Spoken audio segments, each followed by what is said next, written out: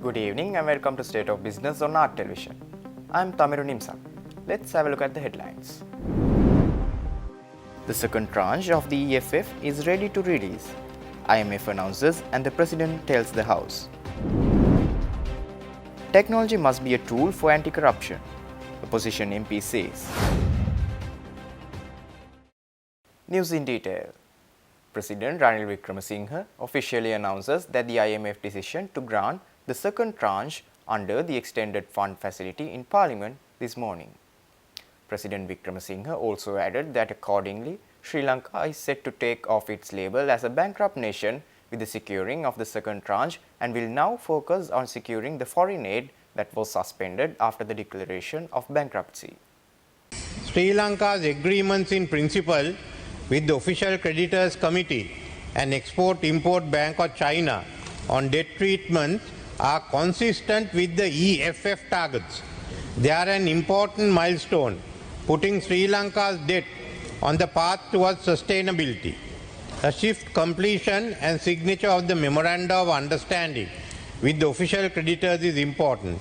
Timely implementation of the agreements, together with reaching a resolution with external private creditors on comparable terms, should help restore Sri Lanka's debt sustainability over the medium term. They have announced now that Sri Lanka's debt sustainability has been reached. We have now already done a negotiation with the bilateral creditors, and now we are left only to do with the private creditors, the international sovereign bond holders. Nevertheless, under this, we will now be dealing with the foreign governments and getting the aid that was suspended restored. ගරු කතානායකතුමනි, අද මම මේ ගරු සභාව අමතන්නේ ලොකු සතුටකින්. රට යලි ගොඩ නැංවීමේ විස්තීර්ණ ණය පහසුකමේ දෙවනි වාරිකය අනුමත කළ බව මීට ටික වේලාවකට කලින් ජාත්‍යන්තර මූල්‍ය අරමුදල නිල වශයෙන් ප්‍රකාශයට පත් කළා. දැන් අපි බංකොලොත් රාජ්‍යයක් කියන ලේබල් එක ගලවා ගැනීම සඳහා තීරණාත්මක පියවර අරන් තියෙන බව ඔවුන් පිළිගන්නවා.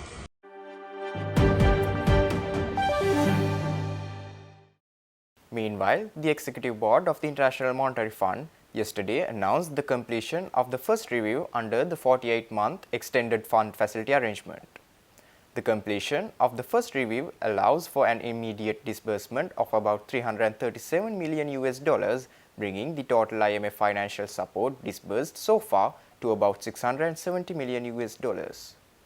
The total amount of Sri Lanka's EFF arrangement is about $3 billion as of the time of program approval on March 20.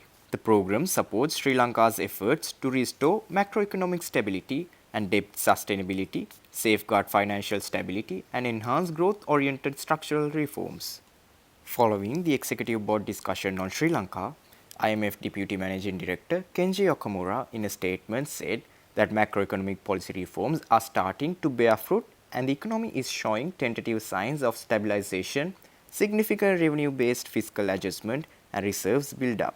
The IMF statement further said that the performance under the EFF-supported program has been satisfactory and all quantitative performance criteria for end June were met, except the one on expenditure areas. It also said that all indicative targets were met, except the one on tax revenues. Most structural benchmarks were either met or implemented with delay by the end of October, the statement assures. It also said that the publication of a governance diagnostic report, the first in Asia and a structural benchmark under the program, is a commendable first step towards addressing deep-rooted corruption weaknesses. Continued commitment to improving governance and timely implementation of the report's recommendations can deliver tangible economic gains to all citizens. The IMF also assured that Sri Lanka's agreements in principle with the Official Creditors Committee and Export-Import Bank of China on debt treatments are consistent with the EFF targets.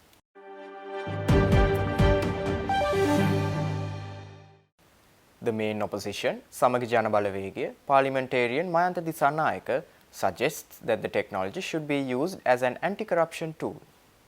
Joining in the budget debate on the Ministry of Science, Technology and Research, the parliamentarian said a simple app which can register a birth of an infant can be used and developed to a main tool to register one's each and every activity with the outer world.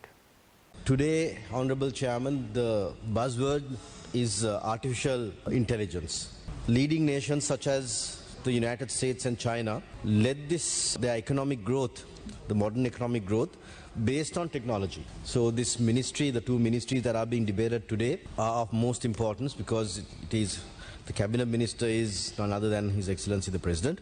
But again, countries like China have now developed technology including transportation. There's a speed train that does over 425 kilometers an hour. Honorable Chairman, I was fortunate enough to be in Estonia recently. They have a very, very small population, only about 1.3 million. But they are completely technology based. They have used technology from the time that a child is born, a baby is born in hospital, to their death certificate is all online.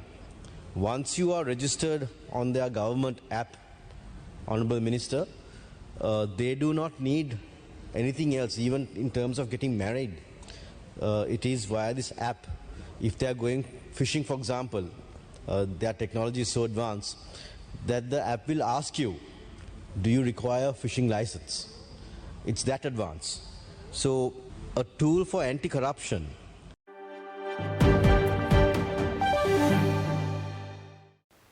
Stay tuned. We will return after this short commercial break.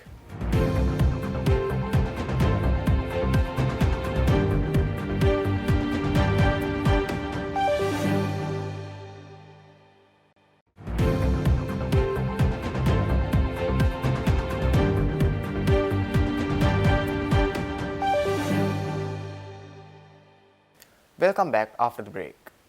Speaking further in Parliament this Tuesday, Parliamentarian Dissanayake also added that the governments must be ready to invest on such technological thinking and endeavours. If you look at India, for example, they have allocated 1.5% of their GDP for technology in the 2023 budget. So countries like Singapore, Korea, and even the Middle East, I know their incomes came from oil, but countries like Dubai, for example, did not depend on oil. They really used the technology in terms of their development. They made free trade zones, they made technological advancements, and they invested in technology. So for Sri Lanka to progress into the next state, I think we have to look at the technology aspect, which is, I think, the most important amongst education, amongst health. I would rank the Ministry of Technology as one of the most important ministries in the country right now, especially given our economic situation. One might easily think that investing in technology is foolhardy because of the economic situation. But actually, it's the other way around. Because we are in this problem, we have to invest in our technology. We have to develop the apps that are required. We have to be transparent. We have to ensure that democracy is enshrined. And one tool that the government can use, is technology. So I am not saying that technology is the answer to all our problems, but certainly technology can be used in this way. We are in a country situation, even including ID cards, for example. We are still using that same ID card that was used so many 40, 50 years ago. If you have an ID card system in this country, if you are entering the train for transportation, if you are entering government official buildings, this parliament, for example.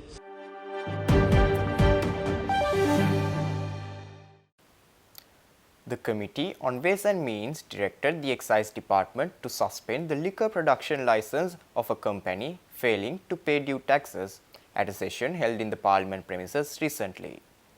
The committee also expressed dissatisfaction with the Inland Revenue Department for not providing a list of taxpayers in arrears, ordering them to do so by the end of the year. The committee discussed concerns over companies profiting unfairly, including the imposition of a 16 rupees per kilogram tax on wheat flour after the government lifted the import ban. It was highlighted that two main wheat importing companies, Prima and Serendip, accumulated substantial profits during the ban. The committee further addressed an increase in the special commodity tax for sugar, leading to companies earning unfair profits by releasing imported sugar into the market. The committee directed immediate action to collect prescribed taxes related to improper profits in these cases. To tackle tax evasion, the committee advised preparing a tax collection plan to recover 173 billion rupees in taxes. Excise Department recommendations such as increasing license renewal fees and providing a list of multiple liquor licenses were scrutinized with the committee urging implementation. Moreover, the Excise Department reported 46 toddy production plants introducing a mobile app for daily monitoring. The chairman stressed the importance of adding artificial intelligence to customs scanners, recommending a public-private joint project under its consultant's guidance. A follow-up on disaster management welfare benefit scheme and a survey involving urban beggars were also discussed in the committee.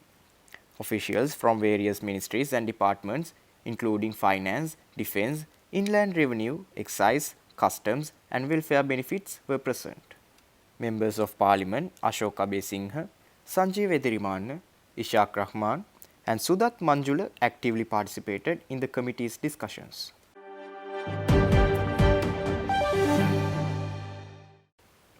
Nail Spa Sri Lanka, powered by Kuchio, celebrated 20 years of operations in the country on the 11th of this month. The event was attended by models, actresses and actors as well as other dignitaries attached to the fashion industry of Sri Lanka, which made up to a glamour-filled red carpet. Nail Spa owns 7 branches of beauty treatment centers in the country, catering to the beauty needs of both women and men. Nilanthi Genevieve Veerasinghe, the founder of Nail Spa Sri Lanka, is the appointed distributor and international educator for Kuchio Natural and Star Nails USA. Empowered and inspired, I decided to take a leap of faith. With the support of a few visionary friends, Nadine Gunaratne, I bid farewell to the security of corporate life and embrace the uncertain path of entrepreneurship. The world of nail fashion became my canvas, and together with my well-wishers and supporters, I set out to create something extraordinary. I embraced the nickname Nail Queen as a symbol of resilience and strength. It became a constant reminder that even though the path may not always be straightforward, I had the power to shape my destiny. We are celebrating 20 years today. Nail Spa is the largest nail salon chain in Sri Lanka. We have 7 outlets and Ms. Nilanthi Genevieve Veerasinghe, she is the owner of this company. We are proud to be with Nail Spa.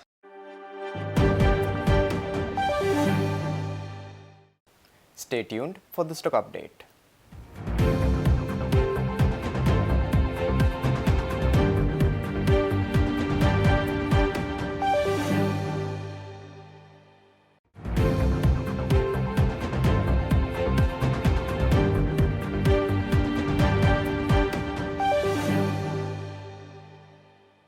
Trading at Colombo Stock Exchange ended on negative notes today.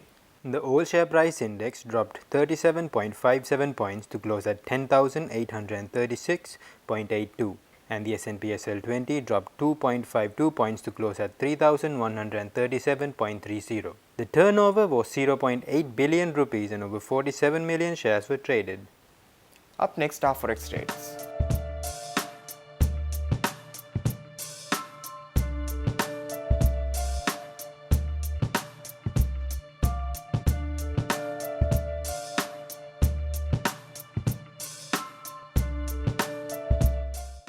That's all our news for today. For this and more, subscribe to our channel on YouTube and follow us on Facebook.